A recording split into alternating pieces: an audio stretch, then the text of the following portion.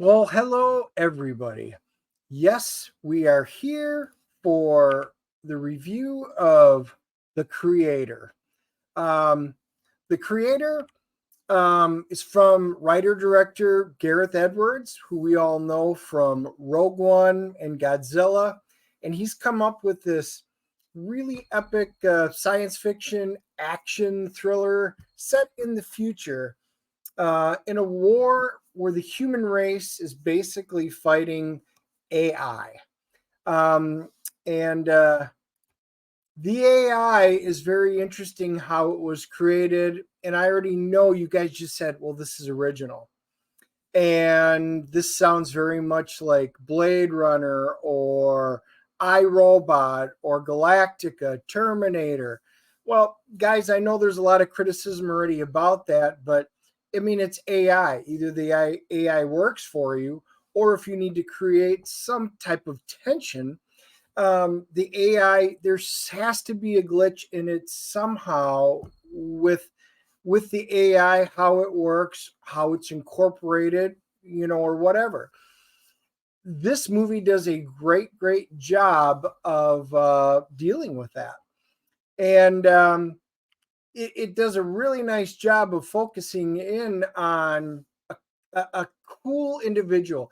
His name's Joshua, played by John David Washington.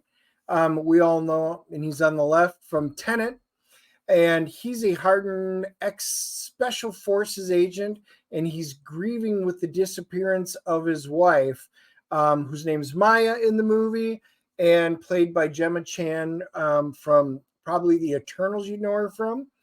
And he's recruited to hunt down and kill this creator. And they've got an idea who the creator is. Um, and again, this is a spoiler-free review, so I'm not going to dig into it, and I'll tell you why at the end. But he's recruited to kill the creator, and this creator is the elusive architect of advanced AI who's developed this new mysterious weapon. But this weapon has the power to instantly end the war and actually mankind itself. Joshua and his team discover um, basically that the world ending weapon that he has been instructed to kill is none other than a child. And we can see that in the second picture here, um, which is really interesting because the child is fantastic. Um, Gets her name from looking at the side of her because she is an AI, and she winds up getting the name Elfie. And Elfie is played by Madeleine Yuna Voyles.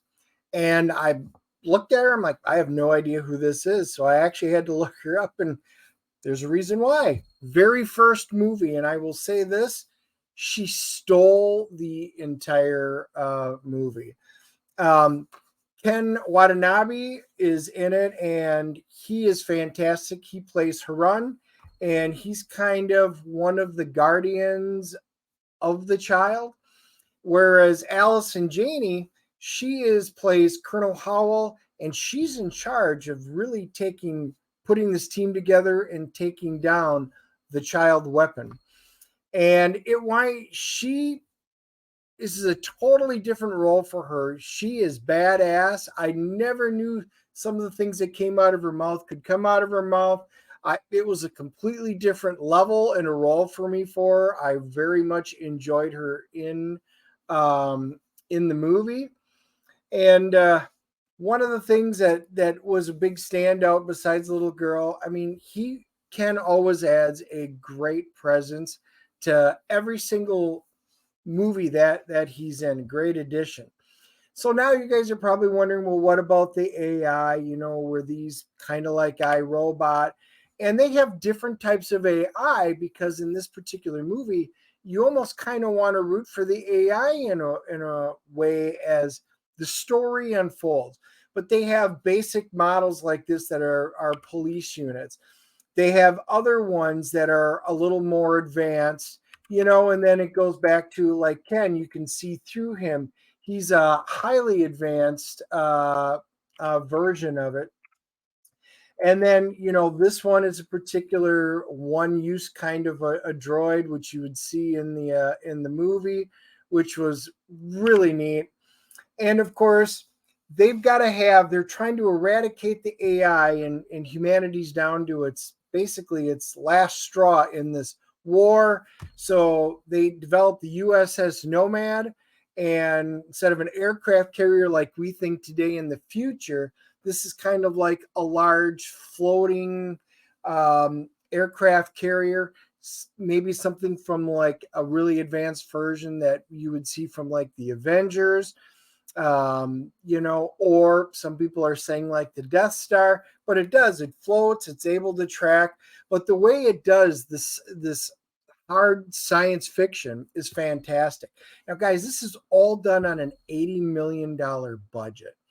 And I will tell you right now, the special effects, I don't know how they did it on 80 million, because after seeing Quantumania, after seeing Flash on double, triple the budgets, they look like garbage compared to this. So I want to give a huge shout out to all the special effects people out there. This was a masterpiece on a budget. And I mean, still it's $80 million, but for this type of a movie, guys, I'm all about world building. You all know that from the writing side of things. And when we do our live streams and different podcasts, and this is very, very immersive. Gareth Edwards has created an entire world that is completely believable. It takes place in the future, but everything that's in there looks incredibly realistic. They wind up sending in tanks, and this tank looks like it is there. There doesn't look like there's any green screen. The weaponry that they use that's in it is absolutely fantastic. And even when they do their scanning and everything through the cities, they wind up having explosions throughout it, because as you saw in the trailer, and you need to have seen the trailer, the AI launches a nuclear missile on LA, which is what starts the war. And the special effects, even on that, are phenomenal. Their weapons aren't just bullets. It looks very much like early, like laser type weapons, which again was fantastic. This kind of reminded me, when he's searching through it, the sets are enormous. They're fantastic. This kind of gave me a little bit of a vibe about with like Akira on the sets of it. But again, you almost will be drawing some comparison with an original movie or a show with anything, because there's so much out there. But what they do with this is so incredibly original and interesting, and the twists are fantastic. Even on something like this, where they're in their shuttle and stuff like that, the special effects are absolutely fantastic. The score is Hans Zimmer, and the score fits in perfectly with this show. I will go back and once again just mention the fact that every single actor and actress that's in this is top notch. I love the dialogue. I love the settings that it takes you throughout the world. The story is captivating. This movie has heart. Kind of feel like The Replacements. They had heart. You know what I'm saying? And there really was no weak link in this. I had heard some of the criticisms going in. I tried staying away from it all so that I always try and keep an open mind. And I think the criticisms, well, it's kind of like this or that, I think it's wholly unjustified. And I think that this movie, and you notice it's just me doing it. Andy wound up not going. My son's in town. We both had seen it and wanted to. It was a fairly empty theater. And guys, I think this would be a huge mistake for you guys not to see this in the theater. This is IMAX worthy. This is a great story. I love everything about it. I mean, this has almost no weak links. There was no spots in the movie where I was bored or I was thinking, wow, I never looked at my watch. I was kind of sad. I was wondering if there was an after credit scene. There is not. So when it's over, you don't have to hang around if you don't want to. But I am going to give you guys my CGC score. I am giving this a 9.6. Probably one of the highest movies I've given.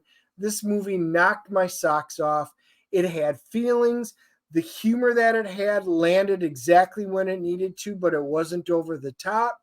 The seriousness of it was there. The intensity, the thrills, everything was dead on where it needed to be. This was an absolutely fantastic movie, far better than I was expecting, and happily so. So, guys, with that being said, I really want you all to go check it out. I think you will be disappointed. This is definitely worthy of the big screen. And once you see it, or if you've already seen it, leave your comments down below. Smash that like and subscribe button because I know you're going to love it. And something else I know you're going to love is Kor-Drath The Reckoning, which is the project. We're getting near the end of it now. I am writing this barbarian tale. So we're probably less than a month away from sending it off to print. And I'm going to leave you. I will leave the links down below, but I will go ahead and leave you with the trailer for that. And then you guys can check it all out. I look forward to seeing you guys in the next movie review in a few.